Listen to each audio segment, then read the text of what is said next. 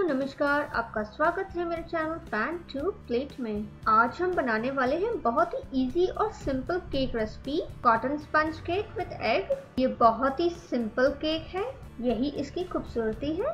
अगर आपको मेरी रेसिपी पसंद आई तो लाइक, सब्सक्राइब, शेयर और नोटिफिकेशन बेल बटन ऑन करना ना भूलिए डेली रेसिपीज अपडेट के लिए। तो चलिए देखते हैं इसकी सामग्री। आधा कप उबला हुआ दूध जो कि अब सामान्य तापमान पर है, 3 tablespoon salted butter, 4 egg white, 4 egg yolk यानी कि जर्दी, 1 कप मैदा। मैदे को हमने छान लिया है 1 टीस्पून बेकिंग पाउडर के साथ, 1 कप शक्कर। मैदा और शक्कर की मात्रा हमेशा इक्वल क्वांटिटी में रहनी चाहिए। वैनिला एसेंस, आप कोई भी फ्लेवर या एक्सट्रैक्ट का इस्तेमाल कर सकते हो। तो चलिए बनाना शुरू करते हैं cotton sponge cake with egg. सबसे पहले सॉसपैन में दूध डाल दें और धीमी आंच पर रख दें। हमें दूध को हल्का सा गर्म कर लेना है। देखिए दूध गर्म सा हो गया है। अब आंच को हम बंद कर देंगे और बटर डालकर मिला लेंगे अच्छे से। बटर को हमेशा रूम टेम्परेचर पर होना चाहिए।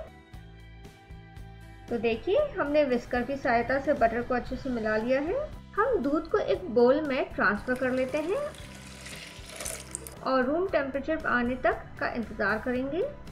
दूध ठंडा हो गया है।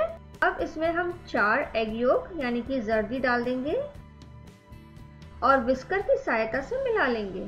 आप चाहो तो हैंड विस्कर का भी इस्तेमाल कर सकते हो। अब थोड़ा थोड़ा करके मैदा हम डालते जाएंगे और मिलाते जाएंगे। हमें बहुत ही अच्छे से इसके विस्क करते रहना है। तो देखिए ये बहुत ज़्यादा पतला नहीं है, ये गाढ़ा सा होना चाहिए। अब इस बैटर को हम अलग रख देंगे ढककर कुछ मिनट के लिए। अब एक दूसरे बोल में एग वाइट डाल लें और शक्कर डालकर बीट करें हैंड मिक्सर की सहायता से। हमें जब तक ये मिक्सचर पूरी तरह से वाइट और स्टिफ ना हो जाए, हमें इसे विस्क करते रहना है।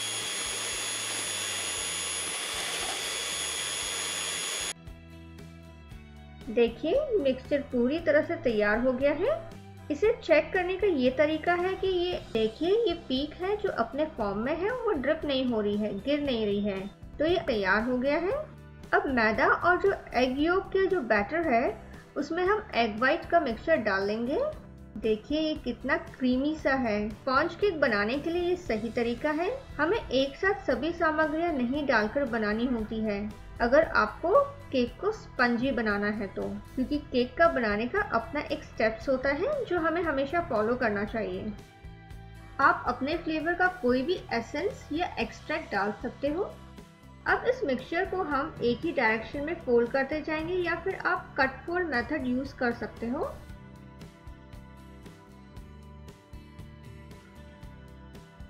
हमने हल्के हाथों से इसे मिला लिया है ताकि एग वाइट जो है उसका फोम बना रहे, उसकी जो फ्लफीनेस है वो बनी रहे। देखिए हमने अच्छे से मिला लिया है। हमने स्टील की मोल्ड को ग्रीस कर लिया है, बटर और डस्टिंग कर ली है सूखे मैदे के साथ और हमने बटर पेपर भी लगा लिया है। अब इस केक के बैटर को हम ट्रांसफर कर लेते हैं मोल्ड में। देखिए बैटर के ऊपर बबल्स दिख रहे हैं, तो हम इस तरह से मोल्ड को टैप कर लेंगे ताकि जो एयर बबल्स हैं वो निकल जाए। केक तैयार हो चुका है बेक करने के लिए। हमने आयरन का तवा का इस्तेमाल कर रहे हैं और रेत हमने इसके ऊपर डाल रखी है और इसके ऊपर हमने स्टैंड रखा है और आंच को हमने तेज रखा था कुकर को ढक के। तो रेत बहुत ही ज़्यादा गर्म हो गई है और एकदम परफेक्ट है बेकिंग के लिए। अब जिस तरह से माइक्रोवेव को हम प्री हीट करते हैं उसी तरीके से हमने प्री हीट कर लिया है। अब कुकर को मोल्ड पर इस तरह से ढक दें और आंच को हम धीमा कर देंगे और करीबन 30 से 40 मिनट तक इसे बेक होने देंगे। 25 से 30 मिनट के बीच में आप चेक कर सकते हो टूथपिक से कि केक तैयार हो चुका है कि नहीं। करीबन 35 मिनट्स हो चुके हैं, तो चलिए देखते हैं केक की क्या स्थिति है। वाओ, केक तैयार हो गया है। केक बनके तैयार हो चुका है कि नहीं ये जानने के 2 तरीके हैं। एक, आप टूथपिक को सेंटर ऑफ द केक जो होता है उस पर आप डाल के देखिए और वो अगर नीट एंड क्लीन निकल आए, इसका मतलब ये है कि आपका केक तैयार हो चुका है। या दूसरा तरीका ये है, जब केक बर्तन को साइड से छोड़ देता है तो समझ जाइए केक तैयार हो चुका है। तो अब हम केक को हटा देंगे बालू से और ठंडा होने रख देंगे। तो ये सिंपल कॉटन स्पंज केक तैयार हो चुका है। देखिए इसमें पोर्स यानी दाने दिख रहे हैं एकदम क्लियरली। इसका मतलब है कि अच्छे से बेक हो चुका है। ये एक टी केक है। इसकी जो खुशबू है बहुत ही ज्यादा अच्छी आ रही है।